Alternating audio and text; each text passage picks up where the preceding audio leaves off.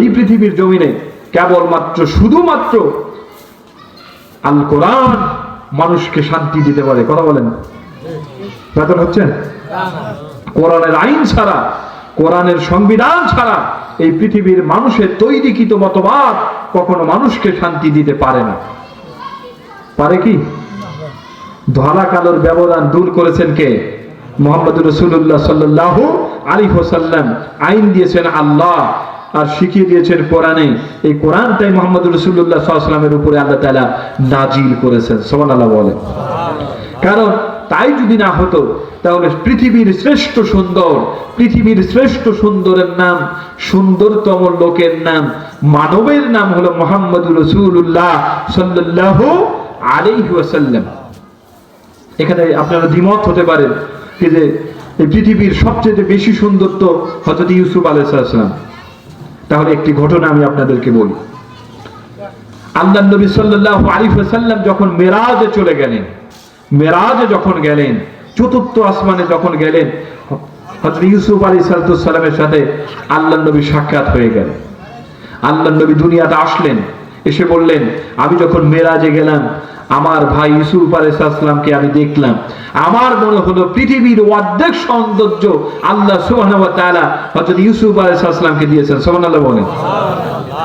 এই পৃথিবীর জমিনে হযরত জিবরাইল আমিন যতবার দ্রুত গতিতে এসেছে তার মধ্যে অন্যতম একবার, সেটা হলো ইউসুফ আলাইহিস সালামকে যখন তার ভাইয়েরা কূপের মধ্যে ফেলছেন, অনেক নিচু, পড়লে ইন্তেকাল করবেন, আল্লাহ ফেরেশতা জিবরাইল আমিনকে বললেন, তাড়াতাড়ি যাও আমার পয়গম্বরকে রক্ষা করো। সুবহানাল্লাহ বলেন। সেই ইউসুফ আলাইহিস সালাম সম্পর্কে আল্লাহর নবী বলছেন কি যে এত আমার কাছে মনে হলো পৃথিবীর অর্ধেক সৌন্দর্য যেন আমার ভাই ইউসুফ আলাইহিস সালামকে আল্লাহ তাআলা দিয়েছেন। কিন্তু আশ্চর্য হবেন একটা বিষয় শুনে, এই পৃথিবীর জমিনে ইউসুফ আলাইহিস সালামের শাসনকাল যতদিন চলেছে, ইউসুফ আলাইহিস সালামের চেহারার দিকে তাকায়া একজন মানুষও কালেমা পড়েন নাই। কিন্তু আমার মায়ার নবী মুহাম্মদুর রাসূলুল্লাহ সাল্লাল্লাহু আলাইহি ওয়াসাল্লামের দিকে কেউ যদি মায়ার চোখে একবার তাকাতো, একবার তাকাইতে দেরি কিন্তু পড়তে দেরি হয় নাই, লা ইলাহা ইল্লাল্লাহু মুহাম্মাদুর রাসূলুল্লাহ সাল্লাল্লাহু আলাইহি ওয়াসাল্লাম। মাইশা বলেন, মিশরের যে নারীগুলো ইউসুফ আলাইহিস সালামকে দেখে ফল কাটতে গিয়ে হাতের আঙ্গুল কেটে ফেলেছিল, ওই মেয়েগুলো যদি থাকতো আর আমার নবীরে যদি দেখতো, আমার নবীকে দেখতে ফল কাটতে কাটতে হাতের আঙ্গুল নয় তারা কলিজা কেটে ফেলতো, বুঝতো না। হজের মৌসুম শুরু হয়ে গেছে। আবু জেহেল বিভিন্ন তাবুতে গিয়ে বলছেন, আব্দুল্লাহর ছেলে মুহাম্মদ একজন পাগল, তার কাছে কেউ যাবে না, সে উদ্ভট কথা বলেন, নাউজুবিল্লাহ বলেন। কিন্তু মানুষ এমন, যে জিনিসটা নিষেধ করা হয় মানুষ ওই জিনিসটার প্রতি বেশি আকর্ষণ হয়। কথা বলেন ঠিক কিনা? যারা বিভিন্ন দেশ থেকে হজে এসেছেন, বাইতুল্লাহ তাওয়াফে যারা এসেছেন, সবাই চিন্তা করলো এই লোকটা সম্পর্কে যে বলল উন্মাদ পাগল, চলো একবার দেখতে যেতে হয়, লোকটা কেমন দেখি যাই। সবাই যখন মুহাম্মদুর রাসূলুল্লাহ সাল্লাল্লাহু আলাইহি সাল্লামের কাছে গেলেন, তার সুন্দর চেহারা যখন দেখলেন, একবার যার চোখ মুহাম্মদুর রাসূলুল্লাহ সাল্লাল্লাহু আলাইহি সাল্লামের দিকে পড়ে যায়, সবাই বলে, আরে এত সুন্দর মানুষ কখনো পাগল হতে পারে না। আমার বন্ধুগণ, আল্লাহর নবী যখন মা খাদিজাতুল কুবরা রাদিয়াল্লাহু তাআলা আনহু রাখাল হিসেবে তিনি দায়িত্ব নিলেন, তিনি যখন ছাগলগুলো চড়াইতে যেতেন, মা খাদিজা বলেন, আমি ছাদের উপর থেকে লক্ষ্য করে দেখতাম মুহাম্মদুর রাসূলুল্লাহ সাল্লাল্লাহু আলাইহি ওয়াসাল্লাম যখন ছাগলগুলো, বেড়াগুলো, দুম্বাগুলো নিয়ে যেতেন, আমি লক্ষ্য করে দেখলাম যে ছাগলগুলো, দুম্বাগুলো রুগ্ন শুকনো ছিল। 7 দিন মুহাম্মদুর রাসূলুল্লাহ সাল্লাল্লাহু আলাইহি ওয়াসাল্লাম 7 দিন চড়াইতে না চড়াইতে সেই ছাগলগুলো, দুম্বাগুলো মোটা তাজা হইল। আমার মনের মধ্যে চিন্তা জাগ্রত হলো, মুহাম্মদ না জানি কোন জায়গা দিয়ে খাওয়ায়, আর আগে রাখালগুলো কোন জায়গায় দিয়ে খাওয়াতো। মা খাদিজা বলেন, আগামীকাল যখন মুহাম্মদুর রাসূলুল্লাহ সাল্লাল্লাহু আলাইহি ওয়াসাল্লাম যখন দুম্বাগুলো নিয়ে তিনি রওনা দিবেন, আমি লক্ষ্য করে দেখব সে কোন জায়গা দিয়ে দুম্বাগুলো চড়ায়। তিনি ঘরের ছাদের উপরে উঠলেন। আল্লাহর নবী ছাগলগুলো দুম্বাগুলো নিয়ে যখন রওনা দিলেন, মা খাদিজা বলেন, আগে রাখালগুলো যেত পিছে পিছে, উট বকরি দুম্বাগুলো যেত আগে আগে, কিন্তু আমি লক্ষ্য করে দেখলাম আল্লাহর নবী যায় আগে আর ছাগল দুম্বাগুলো যায় পিছে পিছে, কেউ কাউরে গুতা পর্যন্ত দেয় না। আমি লক্ষ্য করে দেখলাম প্রচন্ড রৌদ্রের মধ্যে আমার নবীর উপরে এক খণ্ড মেঘ সব সময় তার উপরে ছায়া দিত। আমার নবী যেই দিকে হাঁটতো ওই মেঘমালা সেখান দিয়ে সেইখান দিয়ে হাঁটতো। হঠাৎ করে আমি চতুর্দিকে তাকিয়ে দেখি আমার নবী মুহাম্মদুর রাসূলুল্লাহ সাল্লাল্লাহু আলাইহি সাল্লাম নাই, চতুর্দিকে শুধু বকরিগুলো দুম্বাগুলো। আমি দূর থেকে লক্ষ্য করে দেখলাম আল্লাহর নবী পাহাড়ের পাদদেশে আরাম ফরমাচ্ছেন, শুয়ে আছেন। আমার চোখে পড়ল দুইটি সাপ যেন তার পায়ের কাছ থেকে দংশন করছে আর মাথার কাছ থেকে দংশন করছে। মা খাদিজা বলেন, আমি লোকদেরকে ডাকলাম, কে কোথায় আছো, তাড়াতাড়ি চলো, মুহাম্মদকে সাপে দংশন করলো। সবাই লাঠি সোটা নিয়ে গেলাম, কাছে গিয়ে দেখলাম মুহাম্মদুর রাসূলুল্লাহ সাল্লাল্লাহু আলাইহি ওয়াসাল্লাম আরাম ফরমাচ্ছেন। আমরা তাকে ডাকলাম, ডাকার পরে বললাম, আমরা দূর থেকে লক্ষ্য করে দেখলাম তোমাকে সাপে দংশন করেছে। আল্লাহর নবী বলেন, তোমরা যে সাপ দেখেছো, দেখো আমার পায়ে চিহ্ন নাই, হাতে কোনো চিহ্ন নাই, আমাকে সাপে দংশন করেন নাই। মা খাদিজা বলেন, দূর থেকে লক্ষ্য করে দেখলাম তোমার সাপে দংশন করেছে। আল্লাহর নবী বলেন, যদি তুমি সাপই যদি সত্যি দেখে থাকো, ওই সাপ আমারে দংশন করেন নাই, সাপ আমার মাথা এবং পায়ের কাছ থেকে আমারে বাতাস দিয়েছে। সুবহানাল্লাহ বলেন। কারণ ওই সাপের নবীও তো মুহাম্মদুর রাসূলুল্লাহ সাল্লাল্লাহু আলাইহি ওয়াসাল্লাম, কথা বলেন ঠিক না?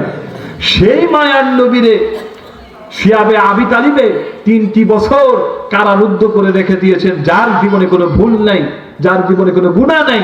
কোরআন যেমন জালিকাল কিতাব, যার ভিতরে কোনো সন্দেহ নাই, ভুল নাই, আমার নবীর চরিত্রের মধ্যে কোনো সন্দেহ নাই, ভুল নাই। সুবহানাল্লাহ বলেন। সেই নবীরেও নির্যাতন করেছে, সেই নবীরেও কি করেছেন, নিষ্পেষণ করেছে, জ্বালা দিয়েছেন, যন্ত্রণা দিয়েছেন, তারে কণ্ঠাসা করে রেখে দিয়েছিলেন। যখন কোরআনের আইন সমাজে প্রতিষ্ঠিত হয়ে গেল, কোরআনের আইন যখন সমাজে প্রতিষ্ঠিত হয়ে গেল, তখন মানুষ একজন দাস তার অধিকার ফিরে পেল। সুবহানাল্লাহ বলেন। একজন দাস তার অধিকার ফিরে পেল। আগে তো কন্যা সন্তানকে জীবন্ত কবরস্থ করে দেওয়া হতো। মক্কাতুল মুকাররমার একেবারে কাছে, মক্কাতুল মুকাররমার একেবারে কাছে, মক্কায় গেলে একটা মসজিদ দেখতে পাবেন একেবারে হারাম শরীফের কাছে। পৃথিবীর ইতিহাসে সবচেয়ে উঁচু মসজিদ, অত উঁচুতে পৃথিবীতে আর কোথাও মসজিদ নাই। ওই মসজিদে হারামে যে সময় নামাজ হয়, ওখানেও ওই সময় নামাজ হয়। ওই মসজিদের কাছে অপোজিটেই হলো আপনার জীবন্ত কবরস্থান, ঠিক না? জীবন্ত কবরস্থান। ওখানে কি করা হতো, একজন শিশু সন্তান, মেয়ে সন্তান যদি হতো, সাথে সাথে এই জাহেল গুলো সেখানে পুঁতে ফেলে দিত। নাউজুবিল্লাহ বলে। আল্লাহর নবী দুনিয়াতে আসলেন আর বললেন, যার ঘরে একটি কন্যা সন্তান তার জন্য একটি জান্নাত। সুবহানাল্লাহ বলে। যার ঘরে 2টি কন্যা সন্তান তার জন্য 2টি জান্নাত। সুবহানাল্লাহ বলে। নারীর মর্যাদা কে দিয়েছেন? মুহাম্মদুর রাসূলুল্লাহ সাল্লাল্লাহু আলাইহি ওয়াসাল্লাম দিয়েছেন। সুতরাং এই আইন দিয়েছেন কোরআন থেকে। সুতরাং কোরআনই কেবল পারে মানুষের মৌলিক অধিকারগুলো ফিরিয়ে দিতে। আমার বন্ধুগণ, আল্লাহর নবী মুহাম্মদুর রাসূলুল্লাহ সাল্লাল্লাহু আলাইহি ওয়াসাল্লাম প্লেটের মধ্যে কিছু নিয়ে খাচ্ছেন, সেখান দিয়ে হযরতে বেলাল রাদিয়াল্লাহু তাআলা আনহু হেঁটে যায়। আল্লাহর নবী ডাকলেন, ইয়া বেলাল ও তালহিনা ওয়া কুল মাই, ইয়া বেলাল ও তালহিনা ওয়া কুল মাই। ও বেলাল কোথায় যাও, আমার কাছে বসো। ও বেলাল কোথায় যাও, আমার কাছে বসো, আমার সাথে খানা খাও। হযরতে বেলাল দাম থমকে দাঁড়ালেন, ডুকরে ডুকরে কেঁদে উঠলেন। আল্লাহর নবী বললেন, ও বেলাল, আমি কি তোমাকে গালি দিয়েছি কিনা, আমি কি তোমাকে ধমক দিয়েছি কিনা? না, তাহলে তুমি কাঁদো কেন? হযরত বেলাল বলেন, ইয়া রাসূলুল্লাহ, ইয়া হাবিবাল্লাহ, ধমক দেন নাই, গালি দেন নাই, আল্লাহর নবী বলেন তাহলে কাঁদো কেন? হযরত বেলাল বলেন, ইয়া রাসূলুল্লাহ, আমি যখন উমাইয়ার গোলাম ছিলাম, প্রচন্ড রোদ্রের মধ্যে দিয়া হাঁটতাম, আরবের মরুভূমির ভিতর দিয়ে হাঁটতাম, আমার পায়ে জুতা দিত না। আমার মনিপ আমারে বলতো, মনিপের পায়ে জুতা, চাকরের পায়ে জুতা থাকে তাহলে চাকর আর মনিপ এক হয়ে যাবে। আমার পা ফেটে ফেটে রক্ত প্রবাহিত হতো। আমি বুঝে নিয়েছিলাম একমাত্র মনিপেরাই বুঝি মানুষ হয়, চাকর বুঝি মানুষ হয় না। ইয়া রাসূলুল্লাহ, প্রচন্ড শীতের মধ্যে আমার একটা ল্যাপ দিত না, আমার একটা কম্বল দিত না, আমার একটা কাঁথা দিত না হুজুর। আমি সেই শীতের মধ্যে থরথর করে কেঁপেছি। আমার মনিব বলতো, মনিবের গায়ে চাদর কম্বল যদি চাকরের গায়ে সেটা দেওয়া হয় তাহলে চাকর আর মনিব এক হয়ে যাবে। হুজুর গো, আমি সেদিন ধরে নিয়েছিলাম মনিবেরাই বুঝি মানুষ হয়, চাকরেরা বুঝি মানুষ হয় না।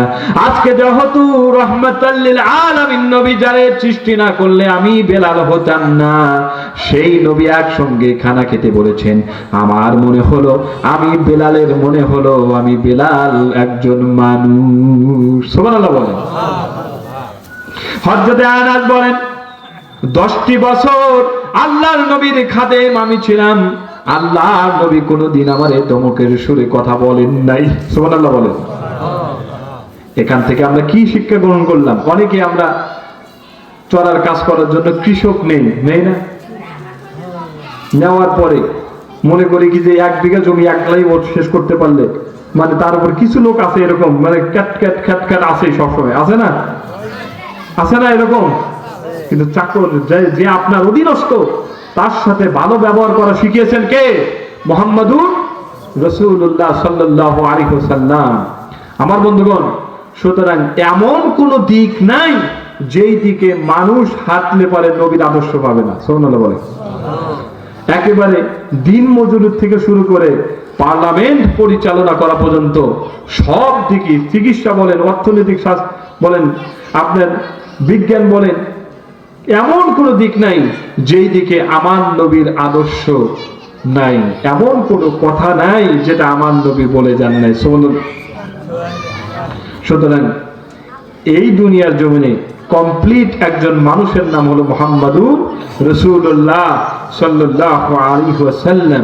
বন্ধুগণ, আমরা যারা একটু যে একটি কথা না বললেই নয়, আমরা যারা তরিকা তাসাউফের লোক, তরিকা তাসাউফপন্থী লোক, আমাদের মনে কিছু ভ্রান্ত আকীদা আমরা পোষণ করি, কিছু ভ্রান্ত আকীদা পোষণ করি কি যে আমাদের নির্দিষ্ট করে কিছু জিনিস আরাধনা উপাসনা করা লাগবে, কি যে সূর্য সাধন, চন্দ্র সাধন, মাটি সাধন, ইত্যাদি ইত্যাদি, পানি সাধন করা লাগবে। এটা নিশ্চিত আপনি জেনে রাখেন, এটা একটা শিরক।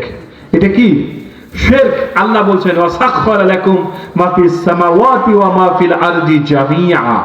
আল্লাহ বলছেন, কোন বান্দা যদি আল্লাহর হয়ে যায়, এই পৃথিবীর সৃষ্টি জগতের ওই সূর্য বান্দার তাবেদারি করবে। সুবহানাল্লাহ বলেন। আচ্ছা বলেন তো, সূর্যের দাম বেশি না মানুষের দাম বেশি? অবশ্যই মানুষের দাম বেশি। চাঁদের থেকে মানুষের দাম বেশি, কথা বলেন ঠিক না? কারণ এই মাটিরেও আল্লাহ বানাইছেন মানুষের তাবেদারি করার জন্য। আর মানুষকে আল্লাহ বলছেন, লাকাদ খালাকনাল ইনসানা ফি আহসানি তাকবীম। আমি মানুষকে বানিয়েছি একবারে শ্রেষ্ঠ করে, সুন্দর করে। মানুষকে শুধু বানিয়েছি কি? খলাকাল জিন্না ওয়াল ইনসা ইল্লা লিয়াবুদুন। আমি মানুষ এবং জিন জাতিকে সৃষ্টি করেছি আমার দাসত্ব করার জন্য। মানুষ আর জিন যদি আমার দাসত্ব করে, এই সৃষ্টিকুলের সমস্ত মাখলুক ওই মানুষের তাবেদারি করবে। সুবহানাল্লাহ বলে। আমাদের নির্দিষ্ট করে সূর্য সাধন করার কিছুই নাই, কিছুই নাই। কারণ আমি যদি আল্লাহর হয়ে যাই, মাল্লাহুল মাওলা ফালাহুল কুল, আমি যদি আল্লাহর হয়ে যাই, ওই সূর্য আমার কথা শুনবে, মাটি আমার কথা শুনবে, পানি আমার কথা শুনবে, বাতাস আমার কথা শুনবে। কথা বলে ঠিক কিনা? সুলাইমান আলাইহিস সালাতু সালামের কথা তো আমরা শুনেছি না? পয়গম্বর সুলাইমান আলাইহিস সালাতু সালামের কথা আমরা শুনেছি। তিনি বাতাস তার কথা শুনতো, বাতাস তার সাথে কথা বলতো। আসলে বিষয় হলো কি, আমাদের কেউ নাই, এই যে পোলাপানগুলো কথা বলে,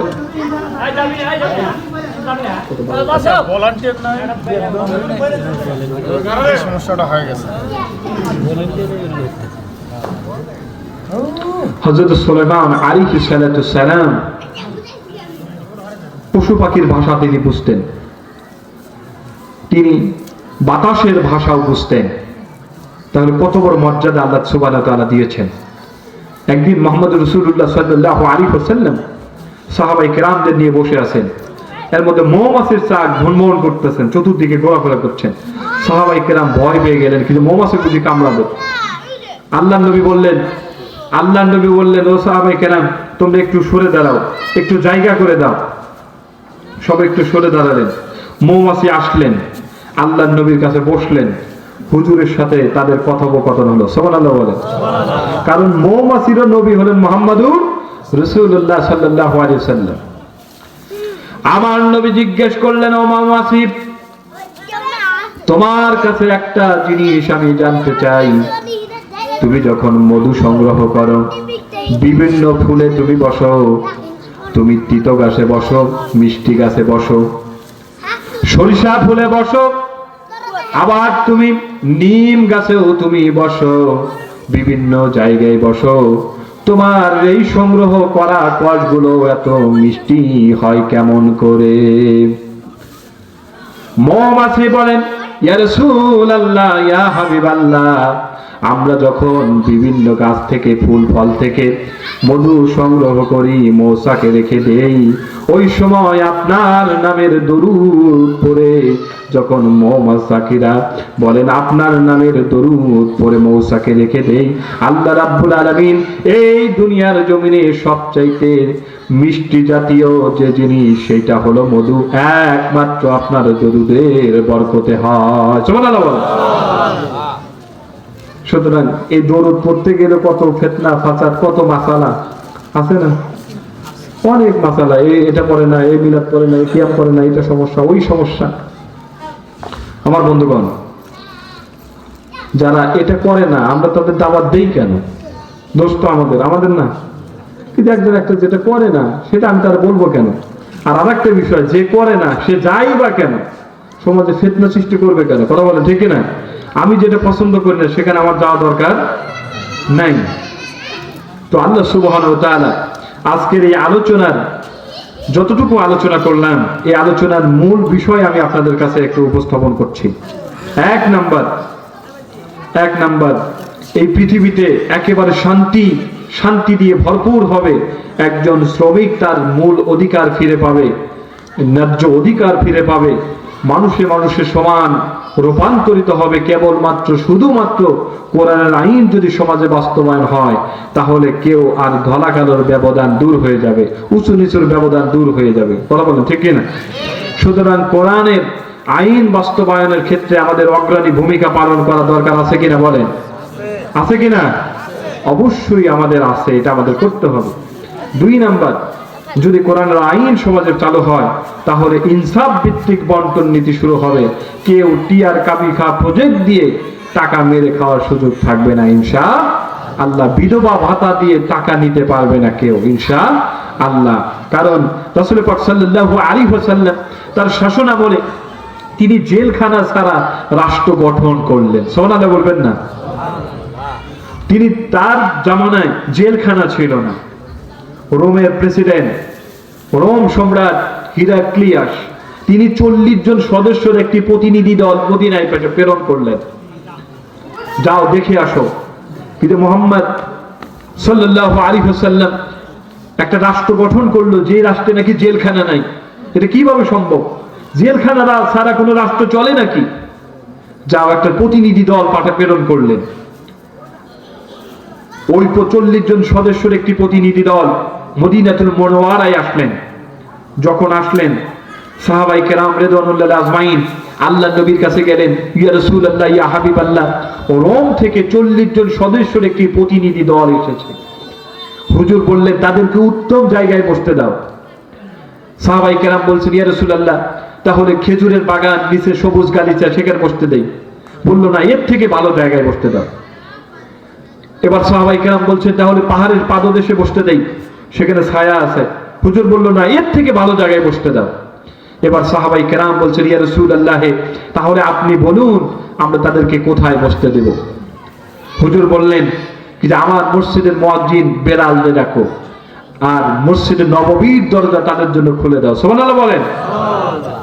এই 40 জন সদস্যের দল, তাদেরকে বসতে দিলেন মুহাম্মদ রাসূলুল্লাহ সাল্লাল্লাহু আলাইহি ওয়াসাল্লাম মসজিদে নববীর ভিতর বসতে দিলেন।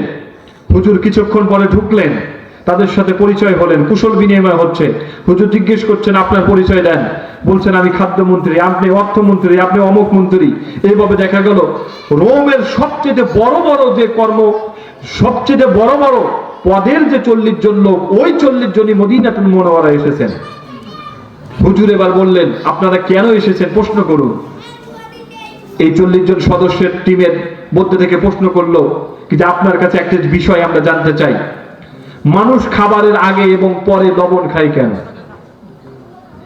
হুজুরকে প্রশ্ন করলেন যে এই পৃথিবীর জমিনে এমন একটি জায়গা আছে সূর্যের আলো মাত্র একবার পড়েছে, আর কোনোদিন পড়বে না, কিয়ামত পর্যন্ত পড়ার কোনো সম্ভাবনা নাই, সেই জায়গাটা কোথায়? হুজুরকে প্রশ্ন করলেন আসহাবে কাহাফ সম্পর্কে। আল্লাহর নবী বললেন কেউ খাবারের আগে যদি একটু লবণ মুখে জিবার আগায় দেয় তার জীবনে কোনোদিন কলেরা হবে না। সুবহানাল্লাহ বলেন। যেটা রিসার্চ করে ওর স্যালাইন তৈরি করেছে। দ্বিতীয় প্রশ্ন, এই পৃথিবীর জমিনে এমন একটি জায়গা আছে যেখানে একবার মাত্র সূর্যের আলো পড়ছে, আর কোনোদিন পড়বে না। আল্লাহর নবী বললেন আমি একজন নবী, আমার ভাই মুসা আলাইহিস সালাম একজন নবী। সুবহানাল্লাহ বলেন। আমার ভাই মুসা আলাইহিস সালাম যখন নীল নদ পাড়ি দিচ্ছিলেন, যখন পানি তাদের জন্য রাস্তা করে দিলেন, ওই সময় সূর্যের আলো পড়ছেন, তারা ওপার চলে গেছে, পানি একত্রিত হয়ে গেছে, আর কখনো সূর্যের আলো ওখানে পৌঁছবে না। সুবহানাল্লাহ বলেন। আসহাবে কাহাফ সম্পর্কে জিজ্ঞেস করলেন। হুজুর বললেন 7 জন যুবকের কথা বললেন, একটা কিতমির, একটা কুকুরের কথা হুজুর পাক সাল্লাল্লাহু আলাইহি ওয়াসাল্লাম বললেন। এবার বললেন আরো প্রশ্ন করুন, উজিবুকা আননি, আমাকে প্রশ্ন করুন। বললেন আর কোনো প্রশ্ন নাই। আল্লাহর নবী এবার বললেন আপনাদের তাদের চাওয়া কি? এই 40 জন সদস্যের দলটি বললেন আমরা মদিনাতুল মুনাওয়ারা এসে বুঝতে পেরেছি আপনি কোনো সাধারণ মানুষ নন। একজন সাধারণ মানুষের চরিত্র এত সুন্দর হতে পারে না, আপনি নিশ্চয় আল্লাহর নবী। সুতরাং আমাদের চাওয়া হলো আপনার হাতে কালেমা পড়ে মুসলমান হয়ে যাব। সবাই বললেন লা ইলাহা ইল্লাল্লাহু মুহাম্মাদুর রাসূলুল্লাহ সাল্লাল্লাহু আলাইহি ওয়াসাল্লাম। বন্ধুগণ, সুতরাং রাসূল পাক সাল্লাল্লাহু আলাইহি ওয়াসাল্লাম মানবতা দিয়ে, উদারতা দিয়ে, ভালোবাসা দিয়ে, উদারতা দিয়ে, মানবতা দিয়ে মানুষের মন জয় করেছিলেন। কথা বলে ঠিক কিনা? তবে আমার নবী 27টি যুদ্ধের সেনাপতির দায়িত্ব তিনি পালন করেছেন। যে নবীরে এক গালে চর মারলে আর এক গাল পেতে দিত, ওই নবী প্রয়োজনে তরবারি হাতে তুলে নিয়েছেন একমাত্র শুধুমাত্র কোরআনের কারণে। কথা বলে ঠিক কিনা? সুতরাং হুজুরদের যারা দুর্বল মনে করেন যে হুজুরদের গায়ে বুঝি শক্তি নাই, হুজুররা শিক্ষা দিয়েছেন বদরের যুদ্ধ কিভাবে জয় করতে হয়। কথা বলে ঠিক কিনা? সুতরাং মাথায় টুপি আছে বলেই দুর্বল ভাবার কোনো অবকাশ নাই। কথা বলেন। যে মনে করবেন অন্যায় হবে, অন্যায়কারী যে অন্যায় করে আর অন্যায় যে সয়, অন্যায়কে যে প্রশ্রয় দেয় সমান অপরাধী। তা'মুরুনা বিল মারুফি ওয়া তানহাউনা আনিল মুনকার, সৎ কাজের আদেশ দেওয়া, অসৎ কাজের বাধা প্রদান করা, এটা ঈমানি দায়িত্ব আমাদের। কথা বলেন ঠিক কিনা? সুতরাং কারোর উপরে জুলুম করা যাবে না, নির্যাতন করা যাবে না। আজকে যে ক্ষমতার কারণে আমার প্রতিবেশীর সাথে, আমার আরেক ভাইয়ের সাথে আমি খারাপ ব্যবহার করছি, যে এমপির জন্য আমার ভাইয়ের সাথে খারাপ ব্যবহার করছি, আমি এখন এই মুহূর্তে ইন্তেকাল করলে ওই এমপি আসবে শুধু খাওয়ার জন্য, আর আমার ভাই দৌড় দেবে বাঘ কাটার জন্য। কথা বলে ঠিক কিনা?